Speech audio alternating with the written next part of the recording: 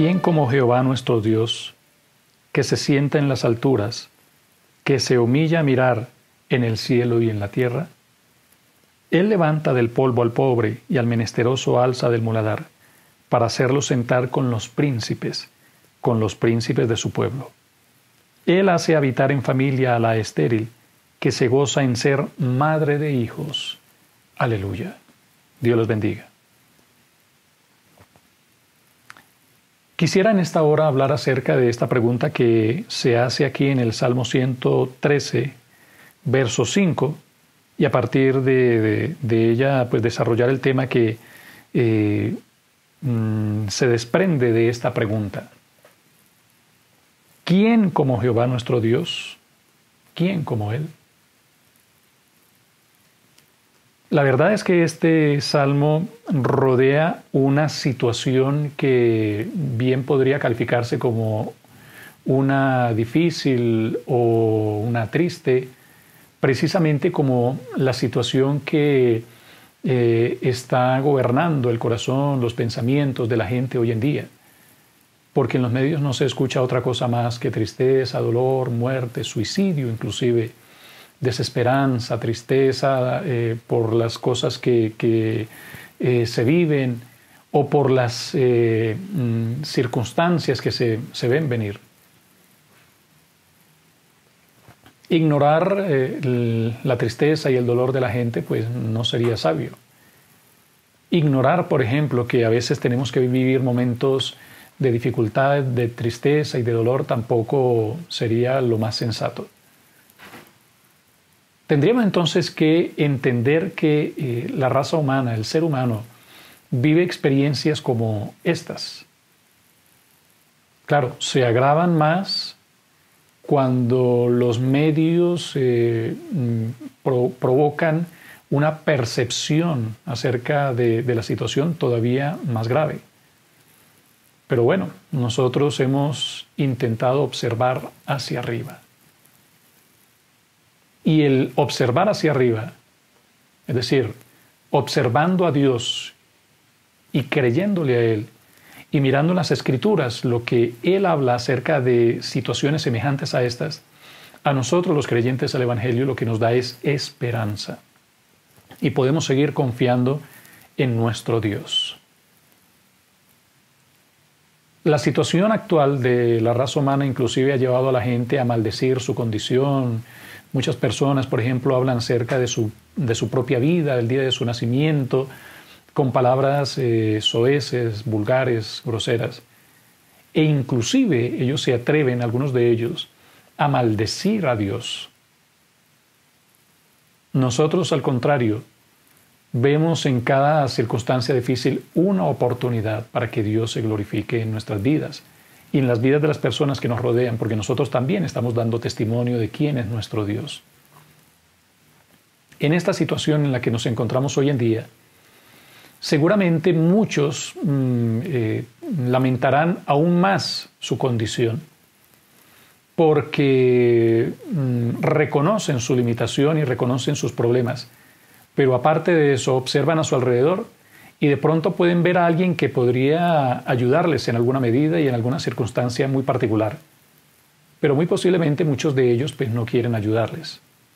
Pero también encontramos a algunas personas que tendrían el deseo de ayudar, de colaborar, pero eso no los mueve a hacerlo, sencillamente porque no pueden.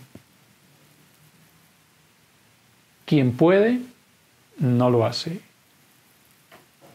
Y quien no puede, quisiera, pero sus limitaciones le impiden.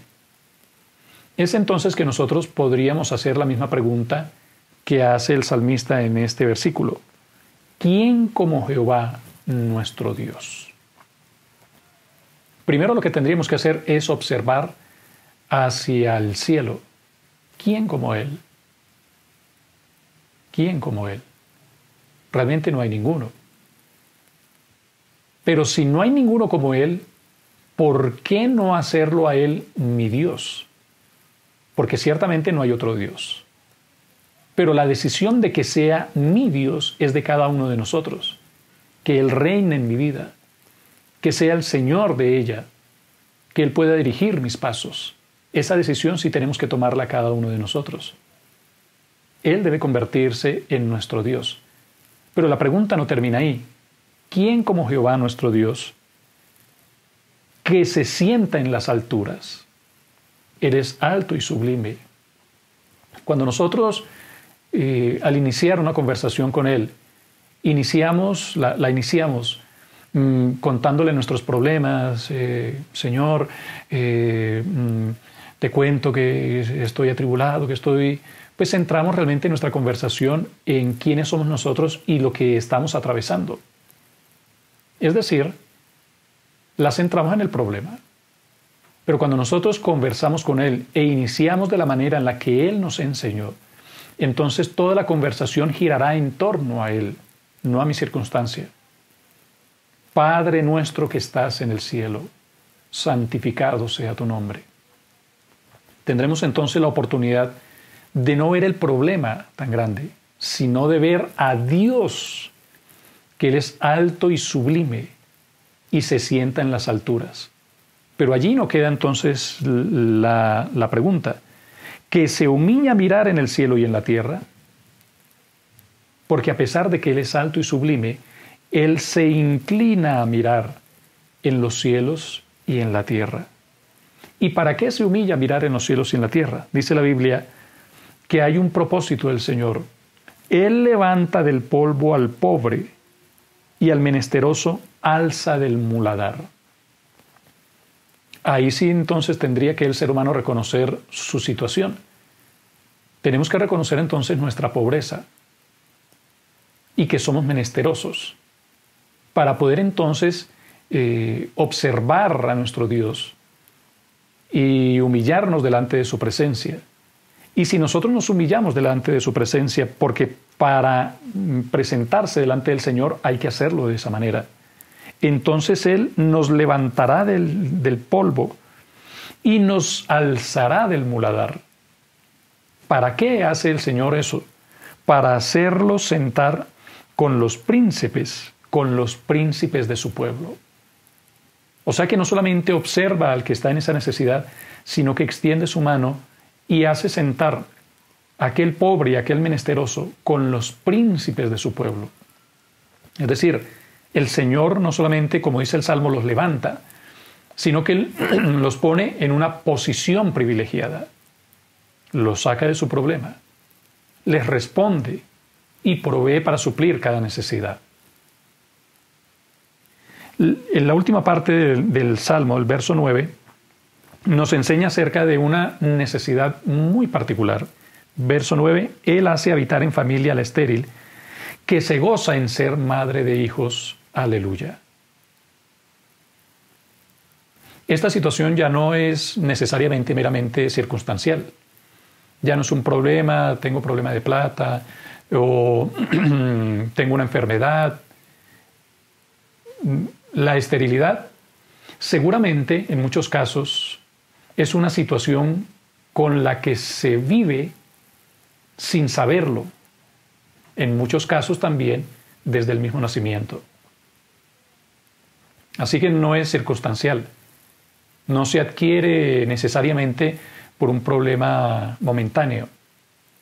Es una situación que se arrastra por mucho tiempo, pero se descubre generalmente de manera tardía, porque cuando la dama se casa, tiene la esperanza de ser mamá, de ser madre, de ver a sus hijos correr por su casa.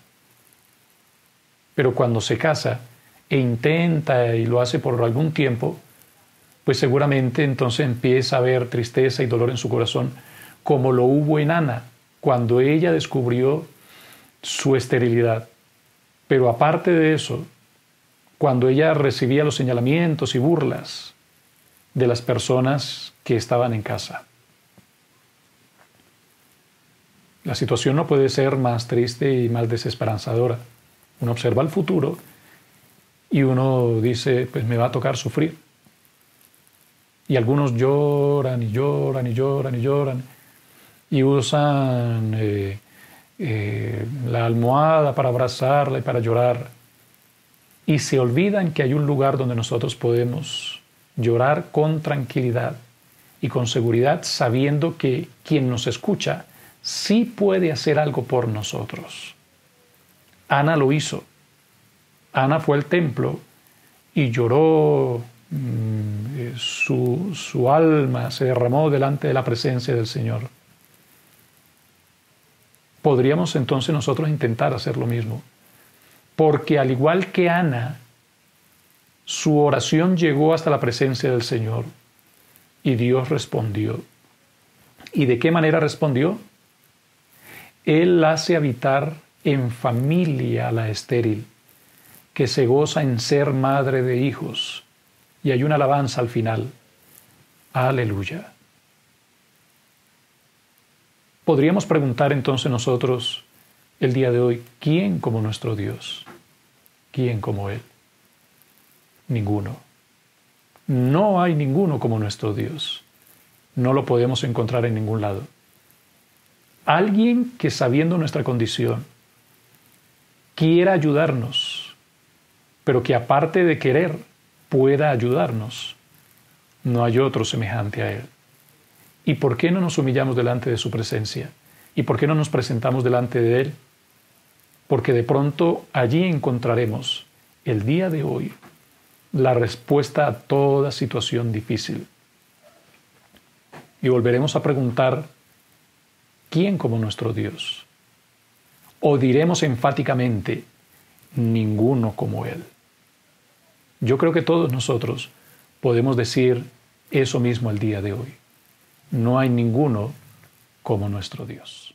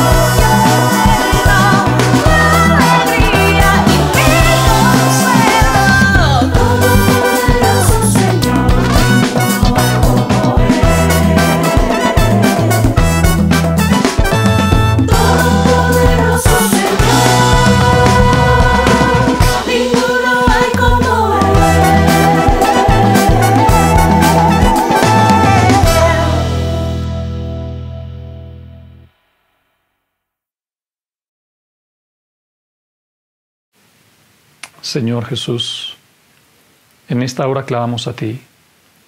Tú que sabes, Señor Jesús, por qué situación estamos atravesando. Tú que sabes cuál es nuestra condición. Nosotros también sabemos que tú eres alto y sublime, y no hay ninguno como tú. Te rogamos, Señor Jesús, que tú obres de tal manera que en los labios de tu pueblo nuevamente se pueda escuchar la declaración de que no hay nadie como tú, no hay ninguno como tú. Que nuevamente, Señor Jesús, tú nos permitas vivir experiencias que nos confirmen que no hay Dios como tú y que tú, Señor Jesús, siendo el alto y sublime, estás interesado en que el pobre, el humilde y el menesteroso sean levantados del lugar donde se encuentran. Obra, Señor Jesús, a favor de los que se humillan delante de tu presencia. En el nombre del Señor Jesús te lo rogamos. Amén.